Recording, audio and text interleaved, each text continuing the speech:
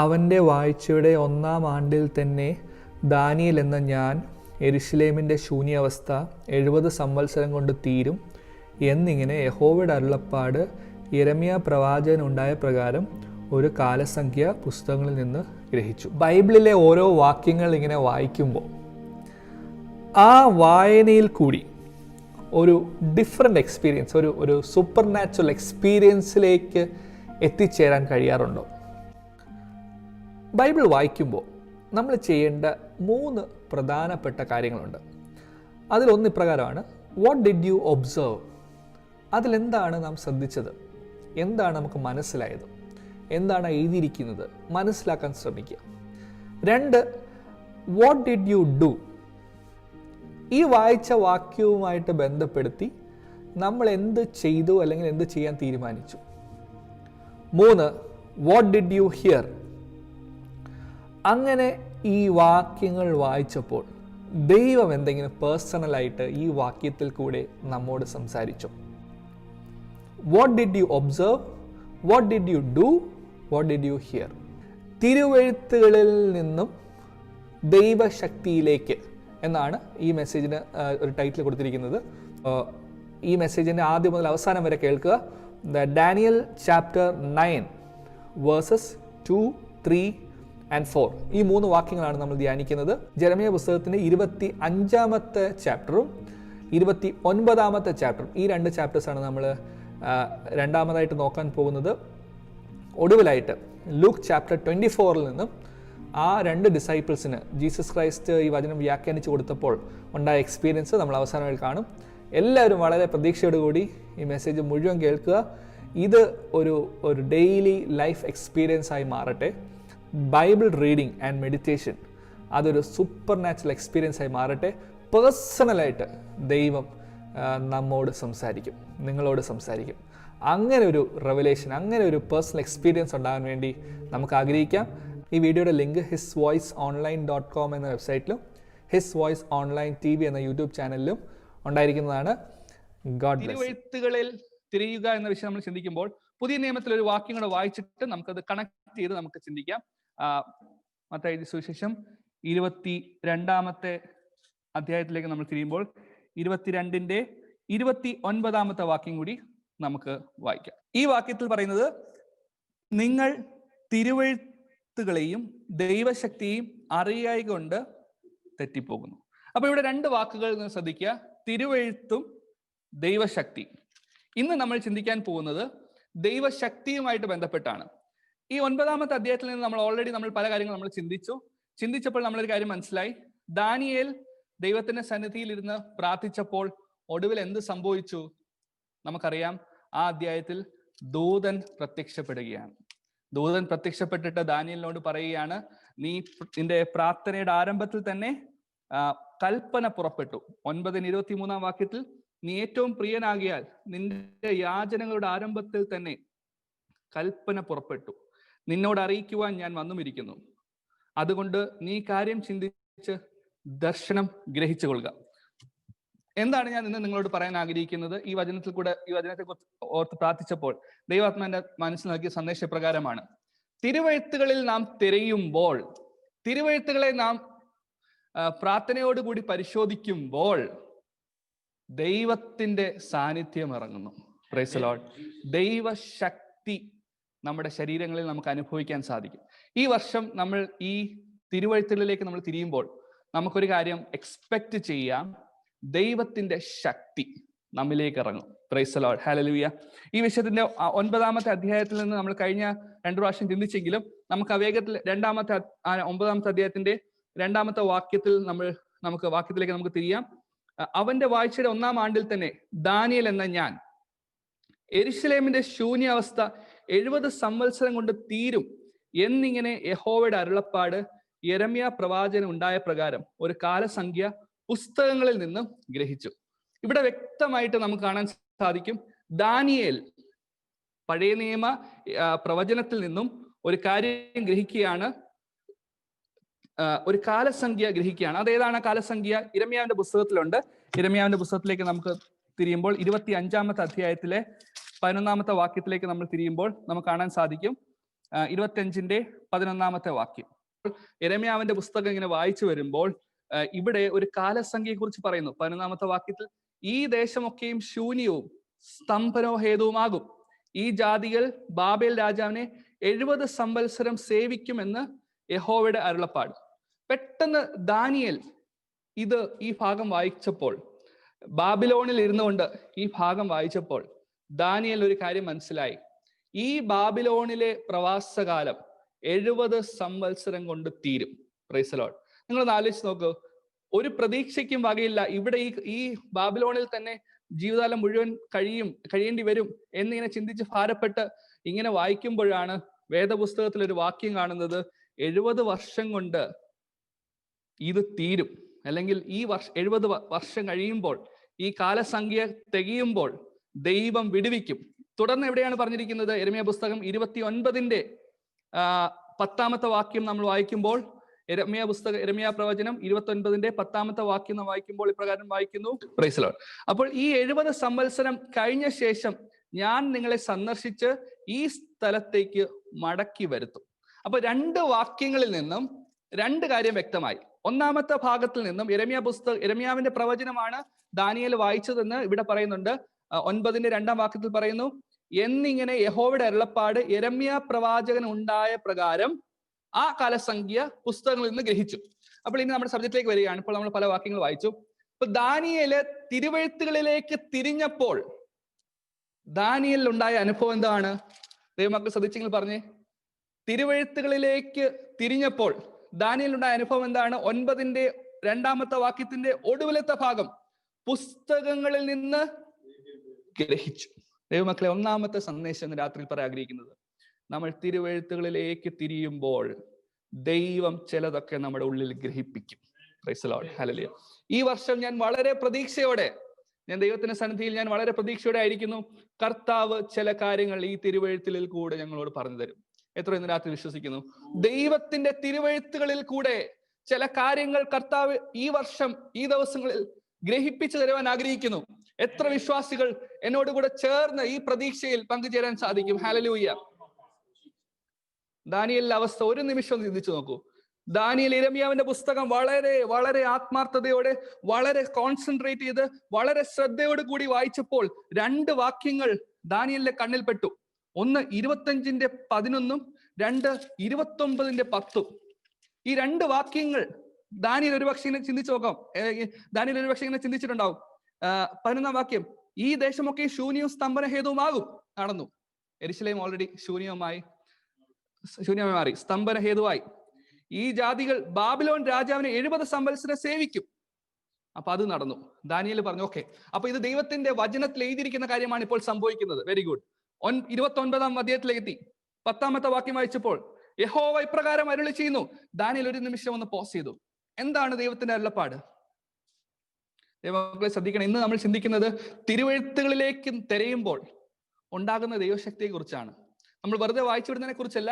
ഈ തിരുവെഴുത്തുകളിൽ നിന്നും എങ്ങനെ നമുക്ക് ഗ്രഹിക്കാൻ സാധിക്കും, അങ്ങനെ ഗ്രഹിക്കുന്നതിലൂടെ ദൈവശക്തി എങ്ങനെ വെളിപ്പെടുന്നത് നമുക്ക് കാണാൻ സാധിക്കും. വളരെ ശ്രദ്ധയോടെ ആയിരിക്കും. പരിശുദ്ധാത്മാ ചില കാര്യങ്ങൾ നമ്മളെ പഠിപ്പിക്കുവാനുണ്ട്.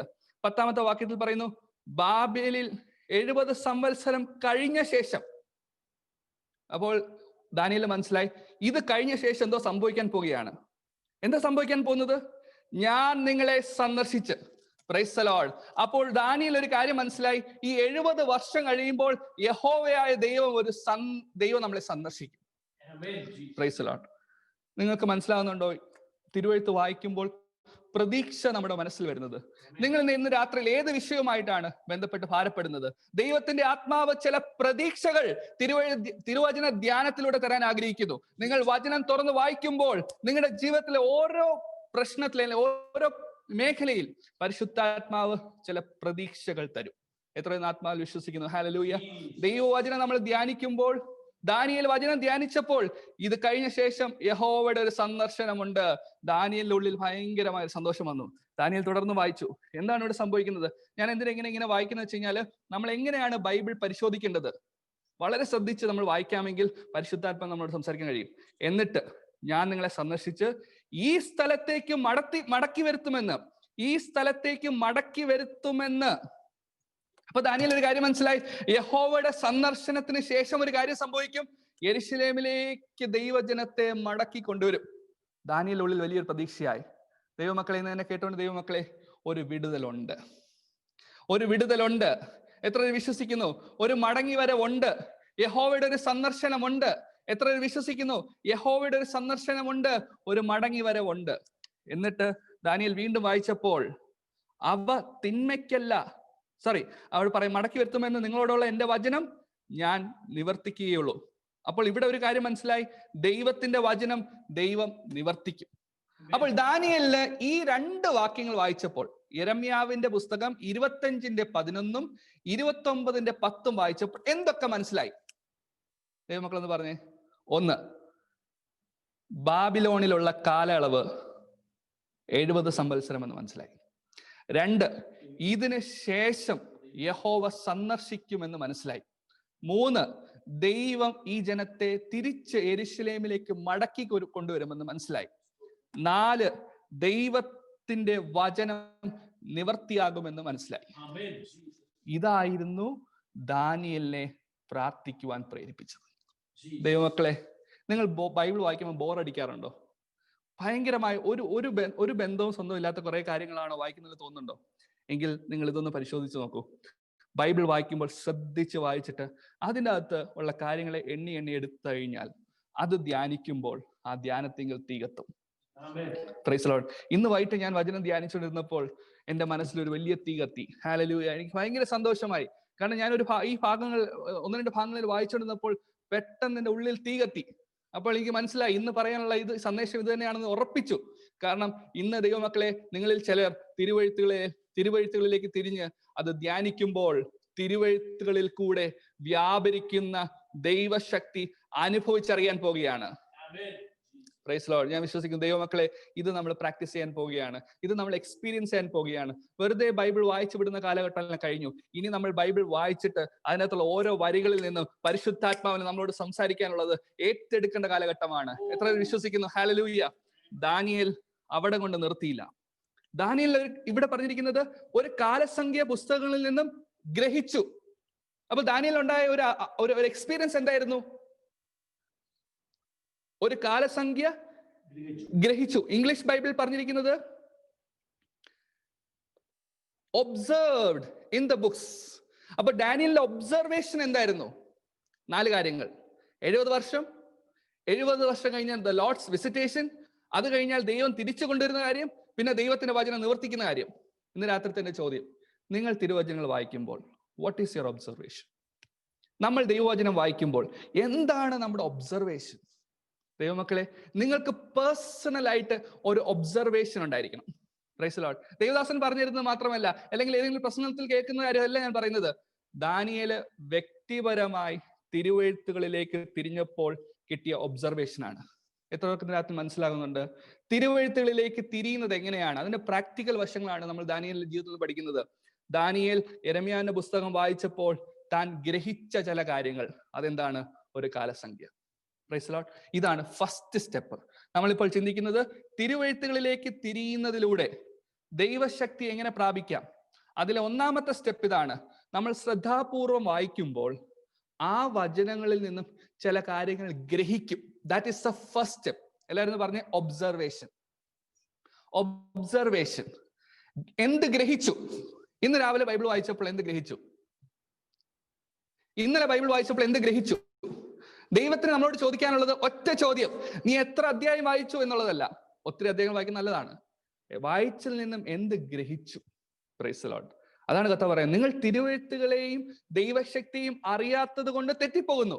ഒന്നും ഗ്രഹിക്കുന്നില്ലെങ്കിൽ നാം തെറ്റിപ്പോകും. അപ്പോൾ നമ്മൾ 1-ാമത്തെ സ്റ്റെപ്പിലെത്തുന്നു, ഒബ്സർവേഷൻ. ഒബ്സർവേഷൻ കഴിഞ്ഞപ്പോൾ ദാനിയേൽ എന്ത് ചെയ്യുന്നു അറിയാമോ? 3-ാമത്തെ വാക്യം, അപ്പോൾ ഞാൻ ഉപവസിച്ചും രട്ടെടുത്തും വെണ്ണീരിലിരുന്നു കൊണ്ട് പ്രാർത്ഥനയോടും യാചനയോടും കൂടി അപേക്ഷിക്കേണ്ടതിന് ദൈവമായ കർത്താവിങ്കിലേക്ക് മുഖം തിരിച്ചു. എന്റെ ചോദ്യം, ദൈവത്തിങ്കിലേക്ക് മുഖം തിരിക്കുവാനുണ്ടായ കാരണം എന്താണ്? ചുമ്മാ ഇരുന്നപ്പോ ഒക്കെ ദൈവത്തോടൊന്ന് പ്രാർത്ഥിച്ചു കളയാം എന്ന് പറഞ്ഞ് പ്രാർത്ഥിച്ചതാണ്? അല്ലല്ല. തിരുവെഴുത്തുകളിൽ നിന്നും ചില കാര്യങ്ങൾ ഗ്രഹിച്ചപ്പോൾ ദൈവത്തോട് സംസാരിക്കേണ്ട ആവശ്യകത ദാനിയേലിന് മനസ്സിലായി. ഇന്ന് രാത്രിയിൽ പ്രാർത്ഥിക്കുവാൻ ബോറടിച്ചിരിക്കുന്ന ആരെങ്കിലും ഉണ്ടെങ്കിൽ read the Bible. It will spark something will spark inside of you. Hallelujah. ദൈവവചനം നിങ്ങൾ വായിക്കുകയും ധ്യാനിക്കുകയും ചെയ്യുമ്പോൾ ഉള്ളിൽ ഒരു കത്തുന്ന അനുഭവം വരും, പ്രാർത്ഥനയ്ക്കായി ഒരു പ്രേരണ വരും. അങ്ങനെ പ്രാർത്ഥിക്കുമ്പോൾ ദൂതൻ ഇറങ്ങും. എത്ര പേർ വിശ്വസിക്കുന്ന രാത്രിയിൽ? ഹല്ലേലൂയ. വെറും ഒരു പ്രാർത്ഥനയെ കുറിച്ചല്ല നമ്മൾ ഇന്ന് ചിന്തിക്കുന്നത്, തിരുവെഴുത്തുകളെ അടിസ്ഥാനപ്പെടുത്തിയുള്ള പ്രാർത്ഥന. ദാനിയേൽ അവിടെ കൊണ്ട് നിർത്തിയില്ല. ദാനിയേൽ വീണ്ടും വായിച്ചു. ഇന്ന് രാത്രിയിൽ ദൈവാത്മാവ് വളരെ ശക്തമായി ചില കാര്യം നമ്മളെ പഠിപ്പിച്ചുകൊണ്ടിരിക്കുകയാണ്. നമുക്ക് ഒരുമിച്ച് പഠിക്കാം. 11-ാമത്തെ വാക്യം, നിങ്ങൾ പ്രത്യാശിക്കുന്ന ശുഭഭാവി വരുവാൻ തക്കവണ്ണം. ഇത് ദൈവത്തിന്റെ അരുളപ്പാടാണ്. ഇന്ന് രാത്രി ഏറ്റെടുക്കേണ്ടവർക്ക് ഏറ്റെടുക്കാം. നിങ്ങൾ പ്രത്യാശിക്കുന്ന ശുഭഭാവി. എല്ലാവരും പറയാമോ? നമ്മൾ പ്രത്യാശിക്കുന്ന ശുഭഭാവി. ഇന്ന് രാത്രി എന്നെ കേട്ടുകൊണ്ടിരിക്കുന്ന ആരെങ്കിലും ഒരു ശുഭഭാവി പ്രത്യാശിക്കാത്ത ആരെങ്കിലും ഉണ്ടോ? ഇല്ല. നമ്മളെല്ലാവരും ഒരു ശുഭഭാവി പ്രത്യാശിക്കുന്നവരാണ്. ശുഭഭാവി പ്രത്യാശിക്കുന്നവരൊക്കെ ദൈവത്തിന് സ്തോത്രം പറഞ്ഞേ, ശുഭഭാവി പ്രത്യാശിക്കുന്നവരാണ്.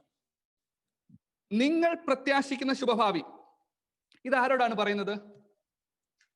നമ്മൾ ഫസ്റ്റ് പഠിക്കുന്നത് തിരുവെഴുത്തുകളിൽ തിരയുമ്പോൾ ദൈവ സാന്നിധ്യം വെളിപ്പെടുന്നത് എങ്ങനെ എന്നുള്ളതാണ് നമ്മൾ ചിന്തിക്കുന്നത്. ഒബ്സർവേഷൻ ആണ് ഫസ്റ്റ് സ്റ്റെപ്പ്. ഒബ്സർവ് ചെയ്തു. നമ്മൾ ഇനി അടുത്ത സ്റ്റെപ്പിലേക്ക് പോകാൻ പോവുകയാണ്. നിങ്ങൾ പ്രത്യാശിക്കുന്ന ശുഭഭാവി വരുവാൻ തക്കവണ്ണം. അപ്പോൾ ഇവിടെ ഒരു കാര്യം വ്യക്തമായിട്ട് യഹോവയുടെ അരുളപ്പാട്, നിങ്ങൾ പ്രത്യാശിക്കുന്ന ശുഭഭാവി. ആരാണ് ഈ നിങ്ങൾ? ആരാണ് ഈ നിങ്ങൾ? നമ്മൾ പലപ്പോഴും ഈ വാക്യം നമ്മൾ ഔട്ട് ഓഫ് കോണ്ടെക്സ്റ്റിൽ എടുത്തിട്ട് നമ്മൾ, അല്ലെങ്കിൽ ഈ ഇതിനെ മുമ്പും ശേഷവും നമ്മൾ അറിയാതെ നമ്മൾ ഈ വാക്യം കാണാതെ പഠിച്ചിട്ട്, നിങ്ങൾ പ്രത്യാശിക്കുന്ന ശുഭഭാവി വരുവാൻ തക്കവണ്ണം ഞാൻ നിങ്ങളെക്കുറിച്ച് നിരൂപിക്കുന്ന നിരൂപണം ഇന്നവെന്ന് ഞാൻ അറിയുന്നു, അവ തിന്മയ്ക്കല്ല നന്മയ്ക്കായി ഉള്ള എത്രയെന്നൊക്കെ നമ്മളിങ്ങനെ നമ്മൾ പറയാറുണ്ട്. നല്ല കാര്യമാണ്. എന്നാൽ നമ്മൾ ഇപ്പോൾ ചിന്തിക്കുന്നത് അതിന്റെ കോണ്ടെക്സ്റ്റിൽ നിന്നുകൊണ്ട് ചിന്തിക്കുകയാണെങ്കിൽ ഇത് ആരോടാണ് പറയുന്നത്? പ്രവാസികളോട്. 29-ാമത്തെ വാക്യം വായിച്ചു നോക്കൂ. വളരെ വ്യക്തമായിട്ട് ഇത് ആരോടാണ് പറയുന്നുണ്ട്. ഒന്ന് വായിക്കാമോ? രാജാവും രാജമാതാവും ഷണ്ഡന്മാരും യെഹൂദായിലും യെരൂശലേമിലുമുള്ള പ്രഭുക്കന്മാരും ശില്പികളും കൊല്ലന്മാരും യെരൂശലേം വിട്ടുപോയ ശേഷം യെരമ്യാ പ്രവാചകൻ ബദ്ധന്മാരുടെ മൂപ്പന്മാരിൽ ശേഷിപ്പുള്ളവർക്കും പുരോഹിതന്മാർക്കും പ്രവാചകന്മാർക്കും നെബൂഖദ്നേസർ യെരൂശലേമിൽ നിന്ന് ബാബേലിലേക്ക് പിടിച്ചുകൊണ്ടുപോയിരുന്ന സകല ജനത്തിനും യഹൂദ രാജാവായ സിദെക്കിയാവ് ബാബേൽ രാജാവായ നെബൂഖദ്നേസറിന്റെ അടുക്കൽ ബാബേലിലേക്ക് അയച്ച ശാഫാന്റെ മകനായ എലാസയുടെയും ഹിൽക്കിയാവിന്റെ മകനായ ഗമരിയാവിന്റെയും കൈവശം യെരൂശലേമിൽ നിന്ന് കൊടുത്തയച്ച ലേഖനത്തിലെ വിവരം എന്തെന്നാൽ. അപ്പോ ഇത് യെരൂശലേമിൽ നിന്നും കൊടുത്തയച്ച ലേഖനമാണ് 29-ാം അധ്യായം. സംശയമുണ്ടോ? ഇല്ല. അപ്പൊ ആരാണ് എഴുതിയത്? യെരമ്യാ പ്രവാചകനാണ് എഴുതിയത്. ആർക്കാണ് എഴുതിയത്? ബദ്ധന്മാരുടെ മൂപ്പന്മാരിൽ. ബദ്ധന്മാർ എന്ന് വെച്ച് കഴിഞ്ഞാൽ പ്രവാസികളുടെ മൂപ്പന്മാരിൽ ശേഷിപ്പുള്ളവർക്കും പുരോഹിതന്മാർക്കും പ്രവാചകന്മാർക്കും. ഇംഗ്ലീഷ് ബൈബിൾ കൊടുത്തു കഴിഞ്ഞാൽ കുറച്ചുകൂടി ക്ലിയർ ആണ്. Now these are the words of the letter which Jeremiah the prophet sent from Jerusalem to the rest of the elders of the exile. അപ്പോൾ നെബൂഖദ്നേസർ രാജാവ് പിടിച്ചുകൊണ്ടുപോയ ആളുകൾക്ക് എഴുതുന്ന ലേഖനമാണ് 29-ാം അധ്യായം. അപ്പൊ ദാനിയേൽ ഏതാ വായിച്ചത്? ദാനിയേലിന് ലഭിച്ച യെരമ്യാ പ്രവാചകന്റെ ലേഖനമാണ് ദാനിയേൽ വായിക്കുന്നത്. ആ ലേഖനത്തിലാണ് പറയുന്നത് നിങ്ങൾ പ്രത്യാശിക്കുന്ന ശുഭഭാവി. അപ്പോൾ ആരാണ് ഈ നിങ്ങൾ? പ്രവാസികൾ. ആരാണ് ഇത് എഴുതുന്നത്? യെരമ്യാ പ്രവാചകൻ. ആരിൽ നിന്നും കേട്ടിട്ടാണ് ഇത് എഴുതുന്നത്? യഹോവയിൽ നിന്ന്. ഇന്ന് രാത്രി കേട്ടുകൊള്ളുക, നിങ്ങൾ ദൈവവചനം വായിക്കുമ്പോൾ നിങ്ങളോടുള്ള സ്പെസിഫിക് റെവലേഷൻ ദൈവം നിങ്ങൾക്ക് തരും. Price the lord. Hallelujah. Daniel ഒരു കാര്യം മനസ്സിലായി, ഇത് യഹോവയുടെ അരുളപ്പാടാണ്. എന്താണ് യഹോവയുടെ അരുളപ്പാട്? നിങ്ങൾ പ്രത്യാശിക്കുന്ന ശുഭഭാവി. അപ്പോൾ ചോദ്യം ഇതാണ്, ആരാണ് നിങ്ങൾ? പ്രവാസികൾ. എന്താണ് അവർ പ്രത്യാശിക്കുന്ന ശുഭഭാവി? മടങ്ങി വരും. സിമ്പിൾ ആണല്ലോ. നമ്മൾ ബൈബിളിൽ ആ കോണ്ടെക്സ്റ്റിൽ നിന്നും ചിന്തിക്കണം. ഒട്ടും നമ്മൾ കോണ്ടെക്സ്റ്റിൽ പുറത്തു പോകുന്നില്ല. നിങ്ങൾ പ്രത്യാശിക്കുന്ന ശുഭഭാവി വരുവാൻ തക്കവണ്ണം. അപ്പോൾ നിങ്ങൾ ആരാണ്? പ്രവാസികൾ. എന്താണ് പ്രത്യാശിക്കുന്ന ശുഭഭാവി? മടങ്ങി വരവ്. മടങ്ങി വരവ് മാത്രമല്ല, യെരൂശലേം ശൂന്യാവസ്ഥയിൽ കിടക്കുകയാണ്. അതിന്റെ പുതുക്കിപ്പണിയിൽ മാത്രമല്ല, ദേവാലയത്തിലെ പാത്രങ്ങളെല്ലാം എടുത്തുകൊണ്ട് പോയി രാജാവ് തിരിച്ചു വരണം. ദേവാലയം പുനഃസ്ഥാപിക്കപ്പെടണം, അവിടെ ആരാധന തുടങ്ങണം, അവിടെ ദൈവസാന്നിധ്യം ഇറങ്ങണം. ഇതൊക്കെയാണ് അവരുടെ ഭാവന. നമ്മൾ ചിന്തിക്കുന്നത് പോലെ ഉള്ള ഒരു പ്രോസ്പെരിറ്റി അല്ല അന്നത്തെ അവരുടെ ശുഭഭാവി. ശുഭഭാവി എന്ന് പറയുമ്പോൾ യെരൂശലേമിന്റെ യഥാസ്ഥാനപ്പെടൽ, യെരൂശലേമിന്റെ പുതുക്കിപ്പണിയൽ, ദൈവമക്കളെ മടക്കിക്കൊണ്ടുവരുന്ന അവസ്ഥ, ആരാധന ഉയരുന്ന ഒരു അവസ്ഥ, ദൈവ സാന്നിധ്യം വെളിപ്പെടുന്ന ഒരു അവസ്ഥ, ഇതൊക്കെയായിരുന്നു അവരുടെ ശുഭഭാവി. ഇന്ന് രാത്രി ചോദിക്കട്ടെ, നിങ്ങളുടെ ശുഭഭാവി എന്താണ്? എന്റെ ശുഭഭാവി എന്താണ്? നല്ലൊരു വീട്, നല്ലൊരു കാറ്, നല്ലൊരു ബൈക്ക്, ഇതാണോ? അല്ല. ഈ വർഷത്തെ ശുഭഭാവി കർത്താവിന് വേണ്ടി എന്തെങ്കിലും ചെയ്യണം, ദൈവത്തിൽ നിന്ന് വല്ലതും പ്രാപിക്കണം, ദൈവത്തിന് വേണ്ടി പ്രയോജനപ്പെടണം. യെരൂശലേമിന്റെ ശൂന്യാവസ്ഥയിൽ ഒരു മാറ്റം വരണം, സഭയുടെ അവസ്ഥയ്ക്ക് ഒരു മാറ്റം വരണം, വ്യക്തിപരമായ ഒരു അവസ്ഥയ്ക്ക് മാറ്റം വരണം, ആത്മീയമായ ഒരു ഉയർച്ചയ്ക്ക് വേണം എന്നിങ്ങനെയുള്ള ശുഭഭാവി നിങ്ങൾ പ്രത്യേക ശുഭഭാവി വരുവാൻ തക്കവണ്ണം. അപ്പോൾ ദാനിയേൽ ഒരു കാര്യം മനസ്സിലായി, എനിക്ക് പ്രാർത്ഥിക്കേണ്ട ആവശ്യകതയുണ്ട്. ഹല്ലേലൂയ. ദാനിയേൽ തിരുവചനങ്ങൾ വായിച്ചപ്പോൾ ദാനിയേൽ മനസ്സിലായി, പ്രാർത്ഥിക്കേണ്ട സമയമായി. ഹല്ലേലൂയ. ദൈവത്തിന്റെ സന്ദർശനത്തിന് സമയമായി. യഹോവ മടക്കിക്കൊണ്ടുവരാൻ പോകുന്നു. 70 വർഷം തികയാൻ പോകുന്നു. ഒരു മടങ്ങി വരവുണ്ട്. ദൈവത്തിന് ഒരു വിസിറ്റേഷൻ ഉണ്ട്. ദാനിയേൽ ഗ്രഹിച്ചപ്പോൾ ദാനിയേൽ ഉള്ളിലുണ്ടായ ഒരു ആത്മഭാരമാണ് നമ്മളിപ്പോൾ ചിന്തിക്കുന്നത്. ദൈവമക്കളെ, ഈ ഒരു പ്രോസസ് നമ്മുടെ പേഴ്സണൽ മെഡിറ്റേഷൻ ഉണ്ടാവണം. എല്ലാ ദിവസവും ഉണ്ടായാൽ ഏറ്റവും അനുഗ്രഹമായിരിക്കും. എത്ര ഇന്ന് രാത്രി എന്നെ കേൾക്കുന്നുണ്ട്? നിങ്ങൾ തിരുവെഴുത്തുകളെ വായിക്കുമ്പോൾ, നിങ്ങൾ അത് വായിക്കുമ്പോൾ നിങ്ങളുടെ മനസ്സിൽ ആ ശുഭഭാവി ഒന്ന് കാണണം. കണ്ടിട്ട് ദൈവത്തോട് പറയണം, കർത്താവേ, ഈ ഒരു ശുഭഭാവിയിൽ എത്തുവാൻ തക്കവണ്ണം ഞാൻ എന്ത് ചെയ്യണം? ഹല്ലേലൂയ. നിങ്ങളുടെ കുടുംബത്തെ കുറിച്ചായിരിക്കാം, നിങ്ങളുടെ റിലേറ്റീവ്സിനെ കുറിച്ചായിരിക്കാം, നിങ്ങൾ രക്ഷിക്കപ്പെടുവാനുള്ളവരെ കുറിച്ചായിരിക്കാം, അല്ലെങ്കിൽ സഭയെ കുറിച്ചായിരിക്കാം, മറ്റേത് വിഷയമായിക്കോട്ടെ. ദൈവമേ, ഈ ഒരു അവസ്ഥയിലേക്ക് വരുവാൻ ഞാൻ എന്ത് ചെയ്യണം? ഇപ്പോൾ ആയിരിക്കുന്ന അവസ്ഥ പോരാ, എനിക്കൊരു മടങ്ങി വരവ് ആവശ്യമാണ്. കർത്താവേ, അങ്ങ് ആഗ്രഹിക്കുന്ന തലത്തിലേക്ക് എത്തുവാൻ ഞാൻ ആഗ്രഹിക്കുന്നു എന്ന് ആത്മാർത്ഥമായി രാത്രി എത്ര പേർ ആഗ്രഹിക്കുന്നു, കൊതിക്കുന്നു? അങ്ങനെയുള്ളവരോടാണ് ഇന്നത്തെ രാത്രിത്തെ ദൂത്. നിങ്ങൾ പ്രത്യാശിക്കുന്ന ശുഭഭാവി വരുവാൻ തക്കവണ്ണം. ദാനിയേൽ അവിടെ നിർത്തി. ദാനിയേൽ 4 കാര്യങ്ങൾ ഗ്രഹിച്ചു.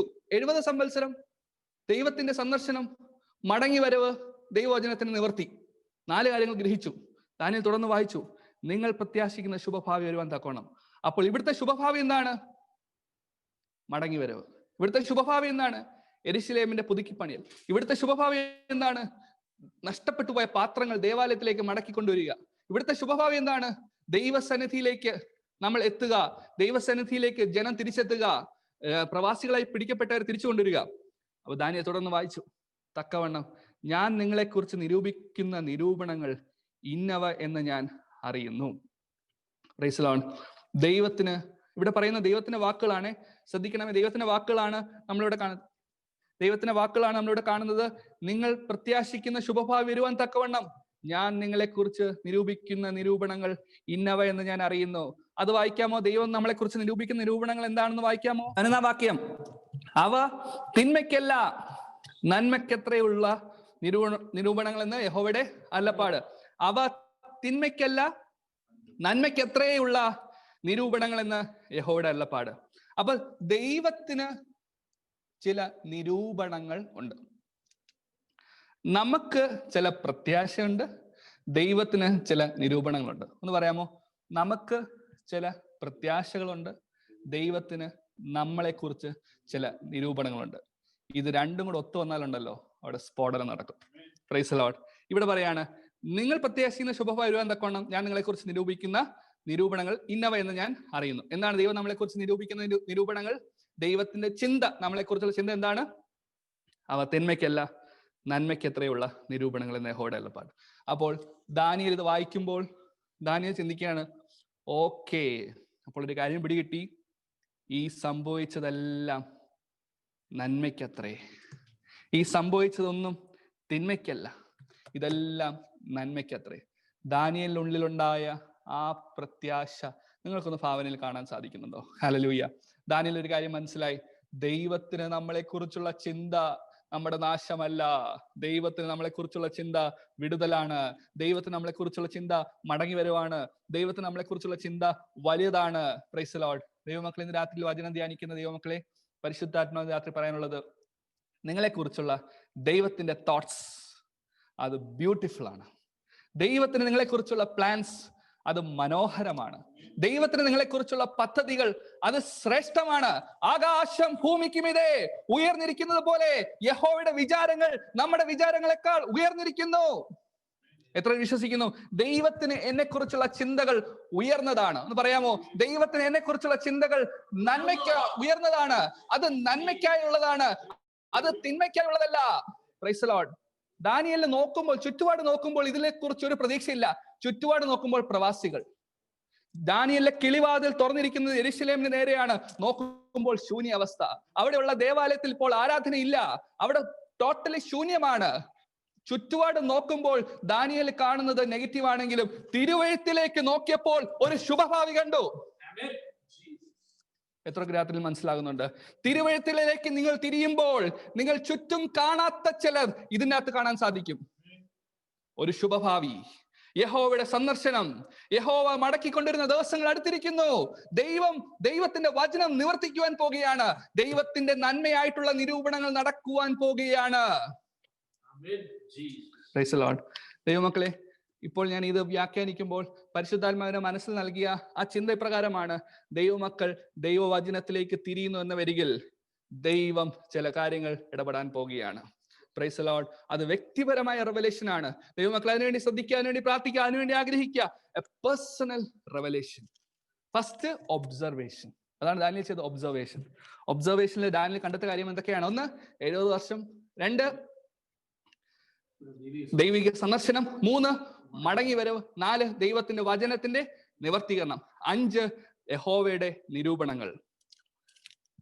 ദാനിയേല്, ഞാൻ വിശ്വസിക്കുന്നു പഴയ നിയമത്തിലാണെങ്കിലും ദാനിയേലിന്റെ മനസ്സിൽ ഒരു ആത്മസാന്നിധ്യം വ്യാപരിക്കാൻ തുടങ്ങി. ഒരു പ്രതീക്ഷയ്ക്ക് വകയുണ്ട്, അപ്പോൾ ഒരു മടങ്ങി വരവുണ്ട്. ഞങ്ങൾക്ക് തിരിച്ച് യെരൂശലേമിലേക്ക് പോകുവാൻ ദൈവം വഴി തുറക്കാൻ പോവുകയാണ്. ഹല്ലേലൂയ. തിരിച്ചൊരു പോക്കുണ്ട്. യെരൂശലേമിന്റെ അവസ്ഥ എല്ലാം മാറാൻ പോവുകയാണ്. ദാനിയേലിന്റെ മനസ്സിലുള്ള ഭാവി തെളിഞ്ഞു വരാൻ തുടങ്ങി. ഹല്ലേലൂയ. ഇതിന്റെ ഒരു കാലഘട്ടം അവസാനിക്കാൻ പോവുകയാണ്. ഈ പ്രവാസിയുടെ കാലഘട്ടം അവസാനിക്കാൻ പോവുകയാണ്. ഇനി നെബൂഖദ്നേസർ രാജാവില്ല, ഇനി ബിംഹമില്ല, ഇനി ഒരു രേഖയില്ല, ഇനി ഒന്നുമില്ല. തിരിച്ച് ദേശത്തിലേക്ക് മടങ്ങി വരാൻ പോവുകയാണ്. പ്രതീക്ഷയ്ക്ക് വകയായി. ദാനിയേൽ കർത്താവിനോട് ചോദിച്ചു കാണും, കർത്താവ് എന്ത് ചെയ്യണം? ഇനിയിപ്പോ നടക്കണം, ഞാൻ എന്ത് ചെയ്യണം? ഒരുപക്ഷെ ഇത് ചിന്തിച്ചു കാണും. അടുത്ത വാക്യം വായിച്ചപ്പോൾ ദാനിയേലിന് എന്ത് ചെയ്യണമെന്ന് മനസ്സിലായി. നിങ്ങൾ ശ്രദ്ധിക്കണമേ, 12ാം വാക്യം. നിങ്ങൾ എന്നോട് അപേക്ഷിച്ച് എന്റെ സന്നിധിയിൽ വന്ന് പ്രാർത്ഥിക്കുകയും ഞാൻ നിങ്ങളുടെ പ്രാർത്ഥന കേൾക്കുകയും ചെയ്യും. ആമേൻ. ഹല്ലേലൂയ. ദാനിയേലിന് ഒരു കാര്യം മനസ്സിലായി. ഇനി ഞാൻ എന്താണ് ചെയ്യേണ്ടത്? ഒറ്റ കാര്യം ചെയ്താൽ മതി. എന്ത് ചെയ്യണം? നിങ്ങൾ എന്നോട് അപേക്ഷിക്കണം. എല്ലാവരും പറയണേ, അപേക്ഷിക്കുക. ആസ്ക്.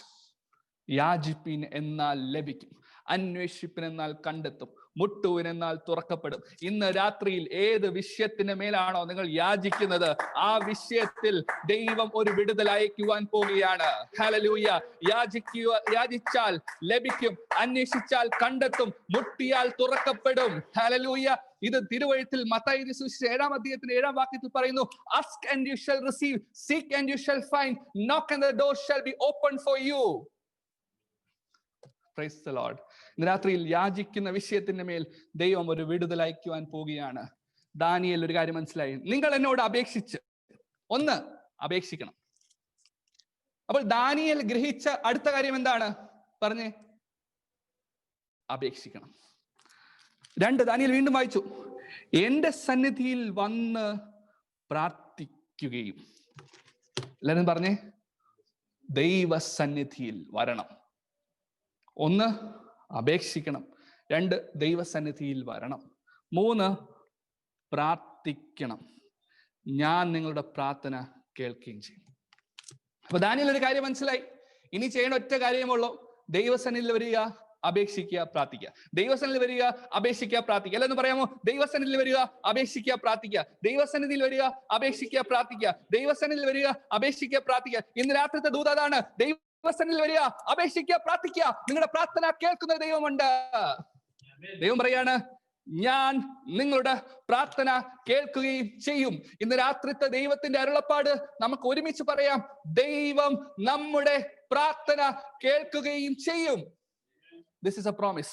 ഇതിനകത്ത് എത്ര പേര് ആ പ്രോമിസ് ഏറ്റെടുക്കും? എത്ര പേര് ആ വാഗ്ദത്തം ഏറ്റെടുക്കും? നിങ്ങളുടെ പ്രാർത്ഥന ദൈവം കേൾക്കുന്നു. ഹല്ലേലൂയ. നിങ്ങളുടെ പ്രാർത്ഥന ദൈവം ശ്രദ്ധിച്ച് കേൾക്കുന്നു. നിങ്ങളുടെ പ്രാർത്ഥനയ്ക്ക് ഒരു മറുപടി വരുവാൻ പോകുന്നു. ദാനിയേലേ, നീ ഒന്ന് പ്രാർത്ഥിച്ചാൽ മതി. നിന്റെ പ്രാർത്ഥനയിൽ കൽപ്പന പുറപ്പെടുവിക്കുവാൻ യഹോവയായ ദൈവം കാത്തിരിക്കുകയാണ്. Price the Lord. നിങ്ങൾ എന്നെ അന്വേഷിക്കും. ഓക്കെ, അപ്പൊ അടുത്തെന്താ ചെയ്യണം? ദൈവത്തെ അന്വേഷിക്കണം. അപ്പൊ ദാനിയേൽ ശ്രദ്ധിച്ചു, ഞാൻ എന്ത് ചെയ്യണം? What should I do? 1, ദൈവസന്നിധിയിൽ വരണം. 2, അപേക്ഷിക്കണം. 3, പ്രാർത്ഥിക്കണം. 4, എന്ത് ചെയ്യണം? എന്ന് പറഞ്ഞേ. നിങ്ങൾ എന്നെ അന്വേഷിക്കും. വചനപ്രകാരം പറയുന്നു, അന്വേഷിപ്പിൻ കണ്ടെത്തും. ആരെ അന്വേഷിക്കണം? ദൈവത്തെ അന്വേഷിക്കണം. ദൈവത്തെ അന്വേഷിച്ചാൽ കണ്ടെത്തും. ഹല്ലേലൂയ. ഇതിനകത്ത് എത്രയൊക്കെ ആഴം മനസ്സിലാവുന്നുണ്ട്. Search, seek the Lord. ആദ്യം അവന്റെ രാജ്യവും നീതിയും അന്വേഷിപ്പിൻ, അതോടുകൂടെ ഇതൊക്കെയും നിങ്ങൾക്ക് നൽകപ്പെടും. പുതിയ നിയമത്തിലെ മത്തായി സുവിശേഷം 6-ാം അധ്യായത്തിന്റെ ഒടുവിലത്തെ വാക്യമാണ്, ആദ്യം അവന്റെ രാജ്യവും നീതിയും അന്വേഷിക്കണം. ദാനിയേൽ ഒരു കാര്യം മനസ്സിലായി, യഹോവയെ അന്വേഷിക്കണം. Price the lord. ഹല്ലേലൂയ. യഹോവയെ അന്വേഷിക്കണം. ദാനിയേൽ ഉള്ളിൽ തീ കത്തുവാൻ തുടങ്ങി. യഹോവയെ അന്വേഷിക്കണം. യഹോവയെ അന്വേഷിക്കുക എന്ന് പറഞ്ഞാൽ യഹോവ നഷ്ടപ്പെട്ടു എന്നാണ് അതിന്റെ അർത്ഥം. അല്ല, യഹോവയെ അന്വേഷിക്കുക എന്ന് പറഞ്ഞാൽ യഹോവയുടെ മുഖത്തേക്ക് തിരിയണം, യഹോവയുടെ മുഖത്തിലേക്ക് നോക്കണം, ദൈവത്തെ കുറിച്ച് ചിന്തിക്കണം, ദൈവത്തോട് പ്രാർത്ഥിക്കണം. ദൈവം ഒരുവനുണ്ട് സ്വർഗത്തിൽ എന്ന ചിന്ത നമ്മളെ ഭരിക്കണം. എന്നിട്ട് പറയണം, പൂർണ്ണ ഹൃദയത്തോടുകൂടി അന്വേഷിക്കുമ്പോൾ നിങ്ങൾ എന്നെ കണ്ടെത്തും. ദാനിയേൽ ഒരു കാര്യം മനസ്സിലായി, വെറുതെ അന്വേഷിച്ചാ പോരാ, പൂർണ്ണ ഹൃദയത്തോടെ അന്വേഷിക്കണം. Price the lord. ഹല്ലേലൂയ. ഇന്ന് വൈകിട്ടത്തെ വചന ധ്യാനത്തിന് വേണ്ടി ഞാൻ പ്രാർത്ഥിച്ചുകൊണ്ടിരുന്നപ്പോൾ ആദ്യം എനിക്ക് എന്ത് പറയണം എന്നുള്ളതിനെ കുറിച്ചൊരു ക്ലാരിറ്റി കിട്ടിയില്ല. അപ്പോൾ ഞാൻ ദൈവത്തോട് പറഞ്ഞു, കർത്താവേ, ഞാൻ ഇന്ന് ഈ സഭയിൽ എന്താണ് അറിയിക്കേണ്ടത്? ഞാൻ കുറച്ചു നേരം പ്രാർത്ഥിച്ചു, എനിക്ക് ഒന്നും കിട്ടിയില്ല. പിന്നെ ഞാൻ ദൈവത്തോട് പറഞ്ഞു, കർത്താവേ, ഞാൻ എന്താണ് ദൈവസന്നിധിയിൽ പറയേണ്ടത്?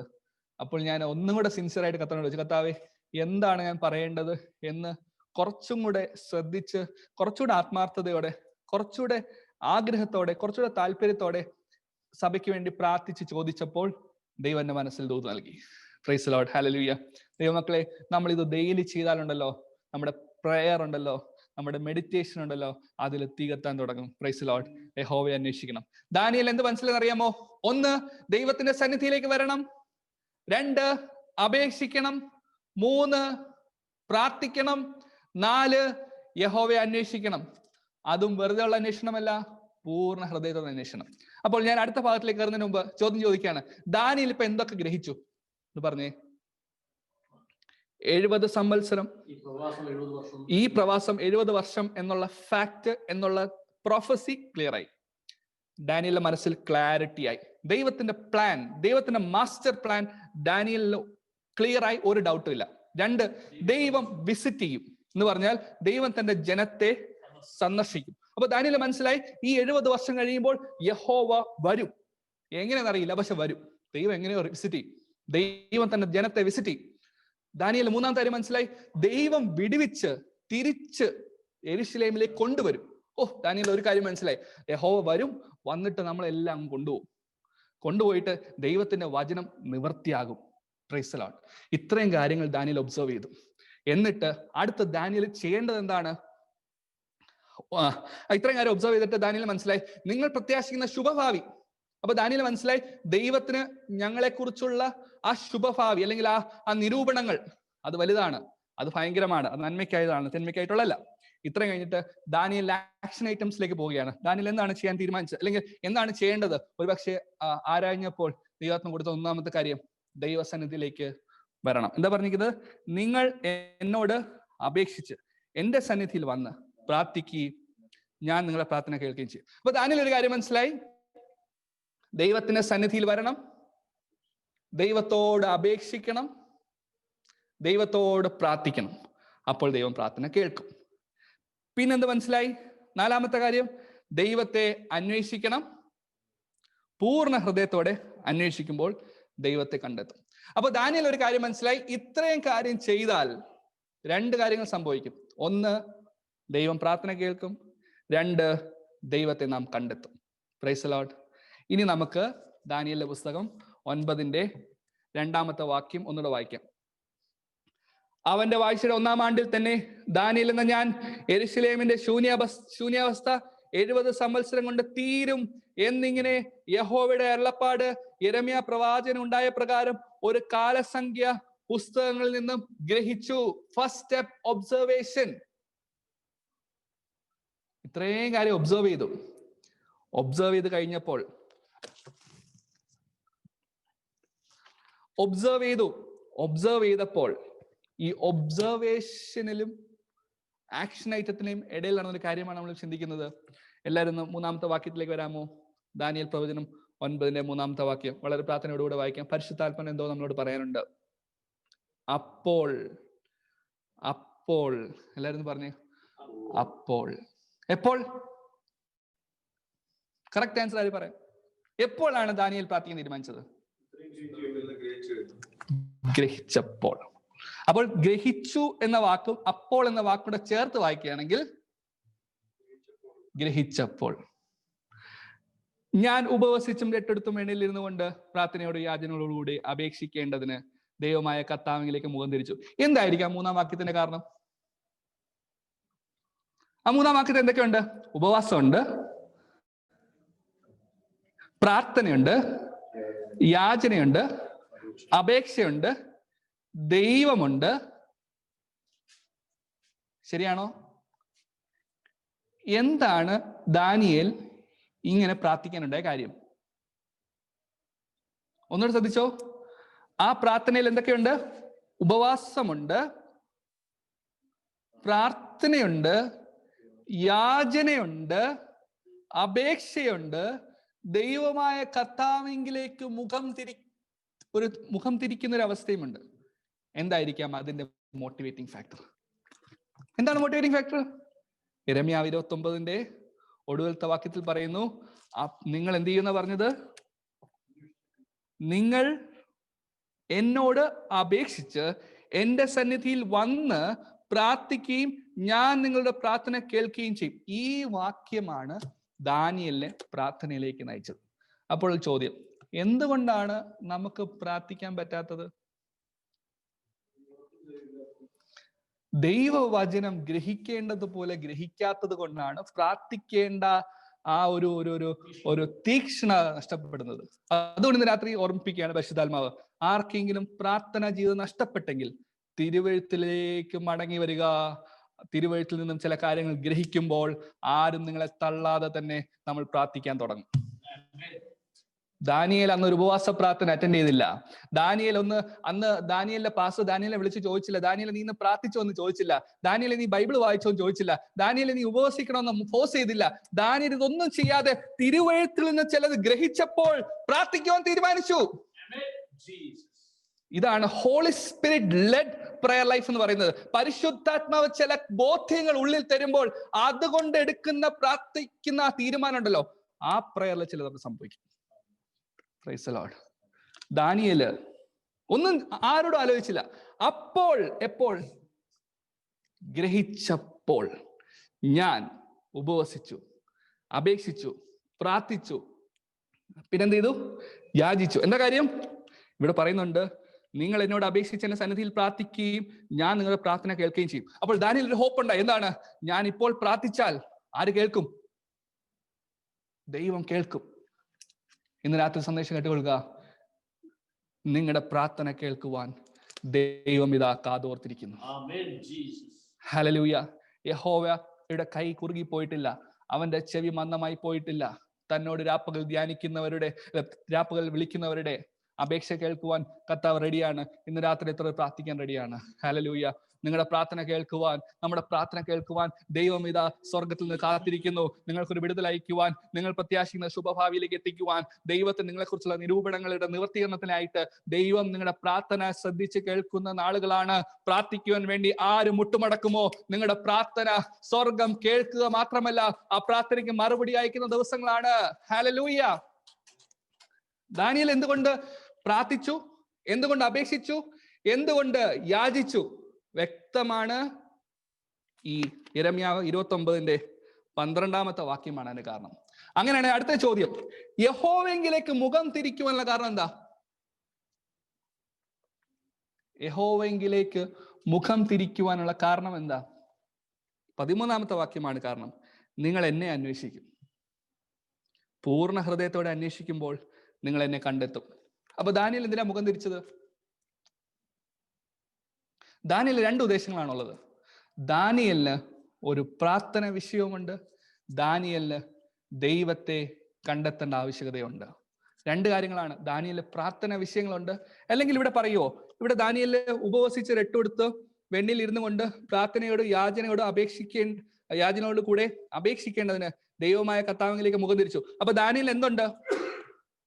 അപേക്ഷയുണ്ട്. ദാനിയേൽ എന്തുണ്ട്? പ്രാർത്ഥനയുണ്ട്. ദാനിയേൽ യാചനയുണ്ട്. അതുകൊണ്ട് പ്രാർത്ഥിച്ചു. ഓക്കെ, ദൈവമായ കർത്താവിലേക്ക് മുഖം തിരിക്കാനുള്ള കാരണം എന്താ? ഈ പ്രാർത്ഥനയിൽ കൂടെ ദൈവത്തെ അന്വേഷിക്കാൻ തുടങ്ങി. ഹല്ലേലൂയ. അപ്പോൾ ദാനിയേല് പ്രാർത്ഥിക്കുവാനുണ്ടായ കാരണം തിരുവെഴുത്തിൽ നിന്ന് ചില കാര്യങ്ങൾ ഗ്രഹിച്ചതോടെ ദാനിയേൽ ഒരു കാര്യം മനസ്സിലായി, ഇപ്പോൾ പ്രാർത്ഥിക്കേണ്ട ആവശ്യകതയുണ്ട്. അങ്ങനെ യഹോവയുടെ ദൈവത്തിലേക്ക് മുഖം തിരിച്ചു. ഇന്ന് രാത്രി പ്രാക്ടിക്കൽ ആപ്ലിക്കേഷൻ. ഒന്നാം നമ്മൾ കണ്ടു ഒബ്സർവേഷൻ. 2-ാമത്തെ കാര്യമാണ് പ്രെയർ. 3-ാമത്തെ കാര്യമാണ് സീക്കിംഗ് ഗോഡ്. ദാനിയേല് 1 ഒബ്സർവ് ചെയ്തു, ഗ്രഹിച്ചപ്പോൾ പ്രാർത്ഥിക്കാൻ തീരുമാനിച്ചു. He started to pray. 3, he started to seek God. Hallelujah. Praise the Lord. എന്ത് സംഭവിച്ചെന്നറിയാമോ? നമുക്കറിയാം. 9-ന്റെ-21-ാം വാക്യം നമ്മൾ വേഗത്തിൽ അവസാനിപ്പിക്കാൻ പോവാണ്. 21-ാം വാക്യം. ഞാൻ എൻ്റെ പ്രാർത്ഥന കഴിച്ചുകൊണ്ടിരിക്കുമ്പോൾ തന്നെ, എല്ലാവരും പറഞ്ഞേ, പ്രാർത്ഥന കഴിച്ചുകൊണ്ടിരിക്കുമ്പോൾ തന്നെ എന്ന് പറഞ്ഞാൽ ദൈവമക്കൾ ശ്രദ്ധിക്കുക, ദാനിയേൽ പ്രാർത്ഥിച്ചു കൊണ്ടിരിക്കുമ്പോൾ എന്തോ സംഭവിച്ചു, അല്ലെ? അങ്ങനെയല്ല എൻ്റെ അർത്ഥം. പ്രാർത്ഥിച്ചു തീർന്ന ശേഷം എന്നാണ് ഇരിക്കുന്നത്. പ്രാർത്ഥിച്ച് തീർന്നതിന് ശേഷം എന്നാണോ വാക്യത്തിൽ എഴുതിയിരിക്കുന്നത്? ശ്രദ്ധിച്ചു വായിച്ചു നോക്കൂ.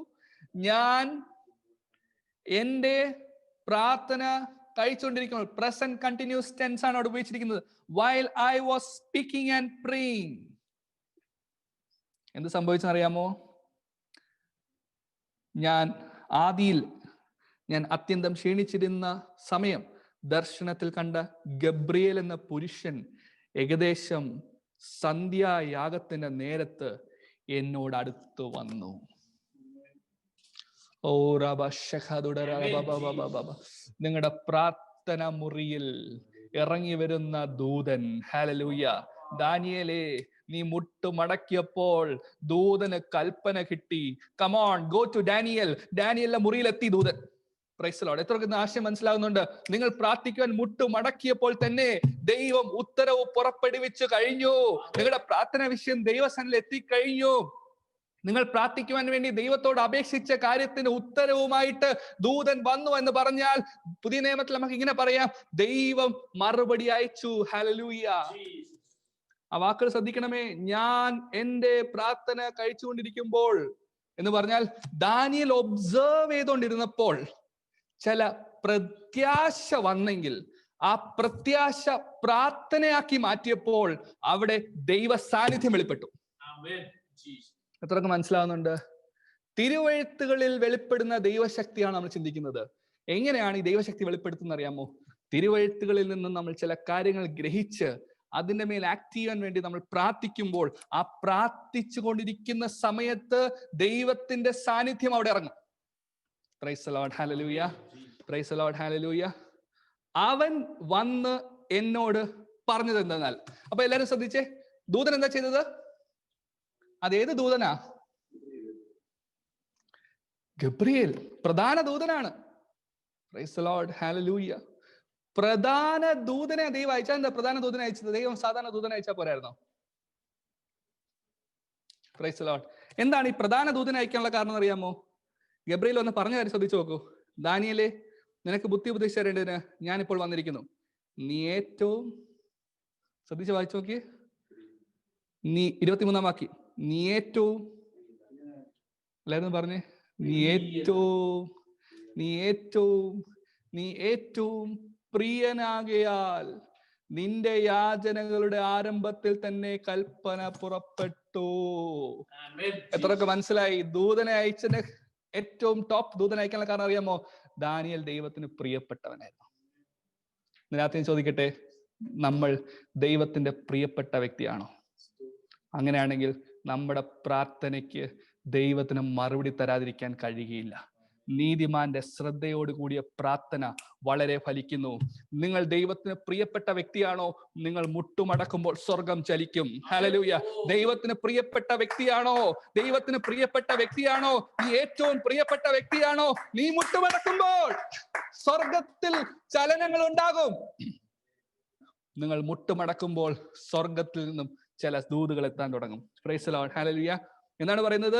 അവൻ വന്ന് എന്നോട് പറഞ്ഞത് എന്തെന്നാൽ, ഇതിനകത്ത് ഒരു സ്പെസിഫിക് ഒരു മെസ്സേജ് ഉണ്ട്. അവൻ വന്ന് ആരോട് പറഞ്ഞത്? ആരോടാ പറഞ്ഞത്? അവൻ വന്ന് എന്നോട് പറഞ്ഞത് എന്തെന്നാൽ.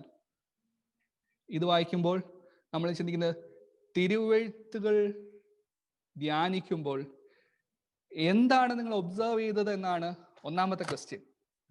ശ്രദ്ധിക്കണമേ. What did you observe?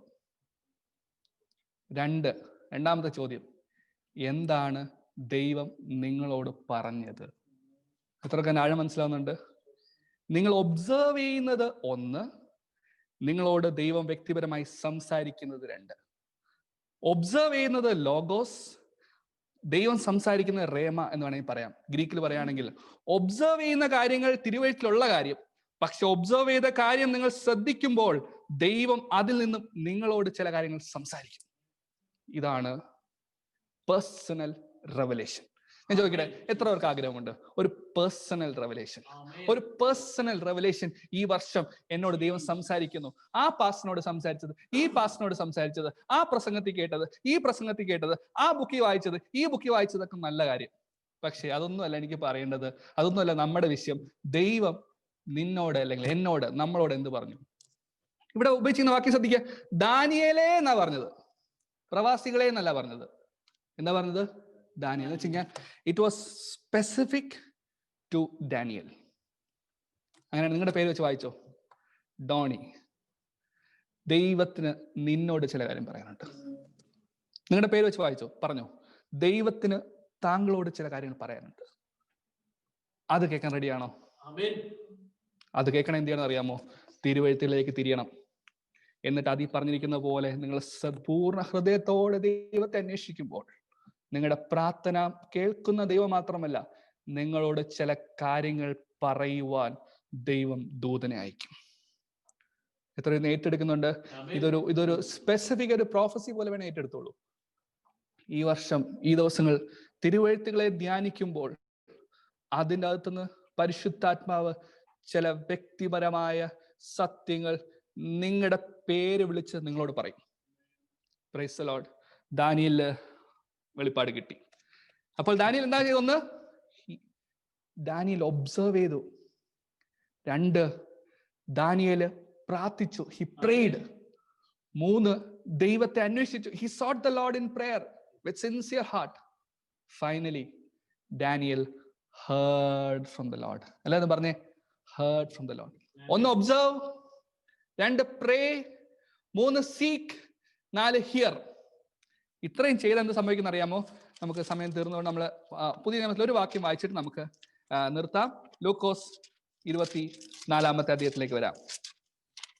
Price the Lord. ലൂക്കോസ് 24 അധ്യായത്തിലേക്ക് നമുക്ക് വരാം. 25 വാക്യം, 24 25 വാക്യം.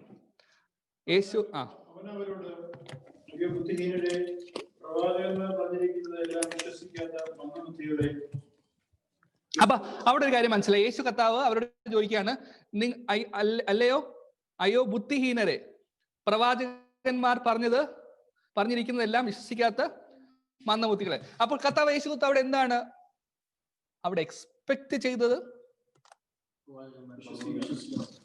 പ്രവാചകൻ, നമ്മുടെ ഇന്നത്തെ ചിന്തയുടെ അടിസ്ഥാനത്തിൽ പറയുകയാണെങ്കിൽ, പ്രവാചകന്മാർ പറഞ്ഞിരുന്ന കാര്യങ്ങളിൽ നിന്നും നിങ്ങൾ എന്തുകൊണ്ട് ഒബ്സർവ് ചെയ്തില്ല എന്നല്ലേ അർത്ഥം?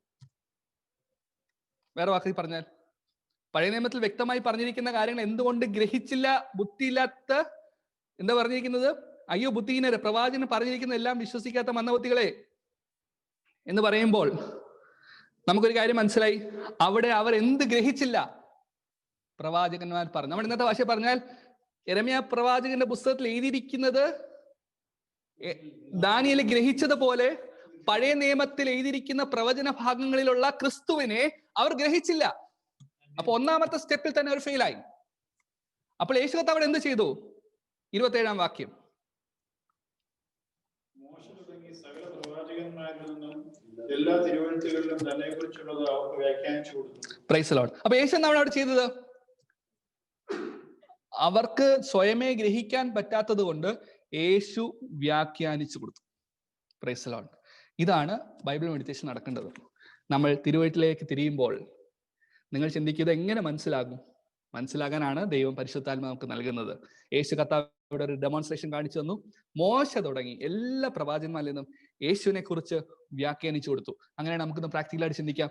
നിങ്ങൾ തിരുവെഴുത്തുകളിലേക്ക് തിരിയുമ്പോൾ നിങ്ങൾക്ക് ഈ തിരുവെഴുത്ത് വ്യാഖ്യാനിച്ചു തരുവാൻ ദൈവം പരിശുദ്ധാത്മാവിനെ തരികയാണ്.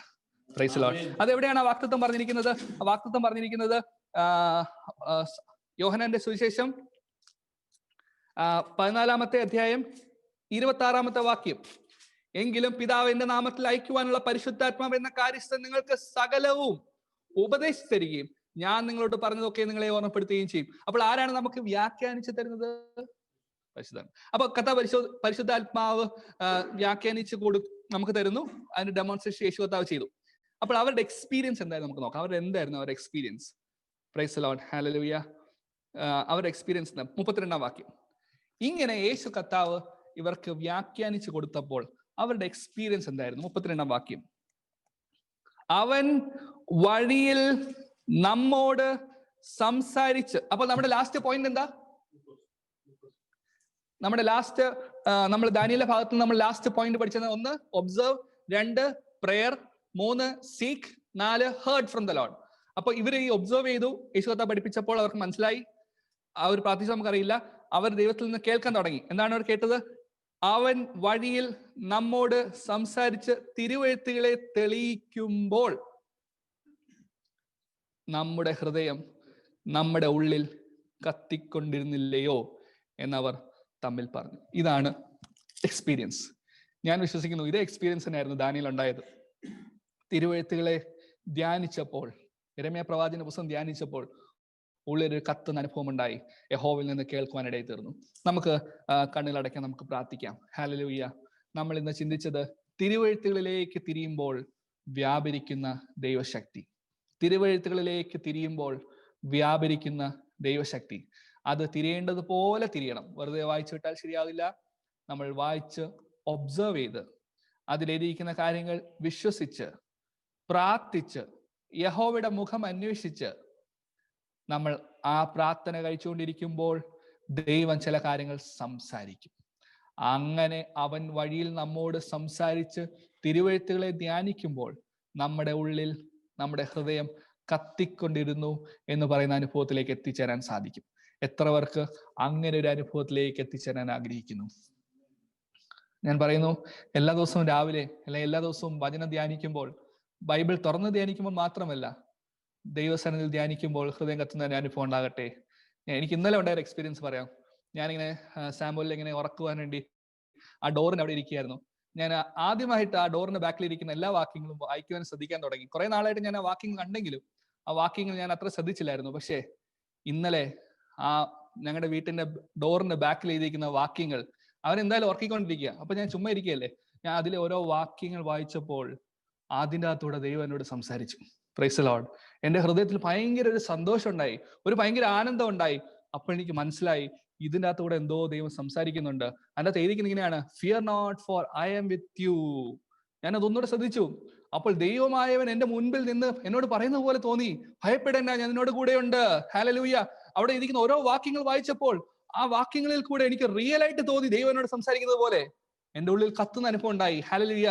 എന്റെ നാവിൽ പാട്ട് വന്നു, ഒരു അഭിഷേകം വന്നു, ആനന്ദം വന്നു, എന്റെ സിറ്റുവേഷൻ മാറി. ഭയങ്കര ഒരു ജോയ്ഫുൾ എക്സ്പീരിയൻസ് ആയിരുന്നു വെറുതെ ഒരു വാക്യം വായിച്ചപ്പോൾ. അങ്ങനെയാണെങ്കിൽ ഓരോ ദിവസവും നമുക്ക് കിട്ടുന്ന വാക്യങ്ങൾ വാട്സപ്പിൽ കൂടെ അവിടെ എല്ലാ വഴിയിൽ കൂടി നമുക്ക് വാക്യങ്ങൾ കിട്ടുന്നു. ഒന്ന് അപ്ലൈ ചെയ്ത് നോക്കൂ, ഒബ്സർവ് ചെയ്യൂ, പ്രാർത്ഥിക്കൂ, സീക്ക് ചെയ്യൂ, then you will hear from the Lord. നമുക്ക് പ്രാർത്ഥിക്കാം. കർത്താവേ, കേൾപ്പിച്ച ആലോചനകൾക്കായി സ്തോത്രം ചെയ്യുന്നു. കർത്താവേ, ഞങ്ങൾക്കും ഒബ്സർവ് ചെയ്യാൻ, ഞങ്ങൾക്കും പ്രാർത്ഥിക്കുവാൻ, അങ്ങയുടെ മുഖം അന്വേഷിക്കുവാൻ, അങ്ങിൽ നിന്ന് കേൾക്കുവാൻ ഞങ്ങളെ സഹായിക്കണമേ, ഞങ്ങളെ പഠിപ്പിക്കണമേ. അപ്പാ, അല്ലെ ബുദ്ധിയില്ലാത്തവരെ എന്ന് കർത്താവ് പറഞ്ഞതുപോലത്തെ ഒരു അവസ്ഥ ഞങ്ങൾ വരാൻ അനുവദിക്കല്ലേ. ബുദ്ധിയോടെ കർത്താവ് വായിച്ച് ധ്യാനിച്ച് അത് മനസ്സിലാക്കുവാൻ, അങ്ങ് ഉദ്ദേശിക്കുന്നത് പോലെ കാര്യങ്ങൾ വ്യക്തമായിട്ട് മനസ്സിലാക്കി അതിൽ കൂടെ ഹൃദയം കത്തുന്ന ഒരു അനുഭവത്തിലേക്ക് വരുവാൻ ഞങ്ങളെ സഹായിക്കണമേ. അതിനെ ഞങ്ങളെ തന്നെ താഴ്ച സമർപ്പിക്കുന്നു. ഞങ്ങളുടെ കുറവുകൾ ബലഹീനങ്ങൾ ഓർക്കല്ലേ, ഞങ്ങളോട് ക്ഷമിക്കണമേ, ഞങ്ങളുടെ സ്ഥലങ്ങളെ കഴിച്ചുതിരിക്കണമേ. പരിശുദ്ധാത്മാവിൽ ആശ്രയിച്ച് ഓരോ ദിവസവും തിരുവചനത്തെ ധ്യാനിക്കുവാനും അതിൽ നിന്നും അങ്ങ് പറയാൻ ആഗ്രഹിക്കുന്ന കാര്യങ്ങളെ ഗ്രഹിക്കുവാനും ഞങ്ങളെ സഹായിക്കണമേ. പ്രാർത്ഥനയുടെ സ്തോത്രം യേശുസ് നാമത്തിൽ തന്നെ. ആമേൻ.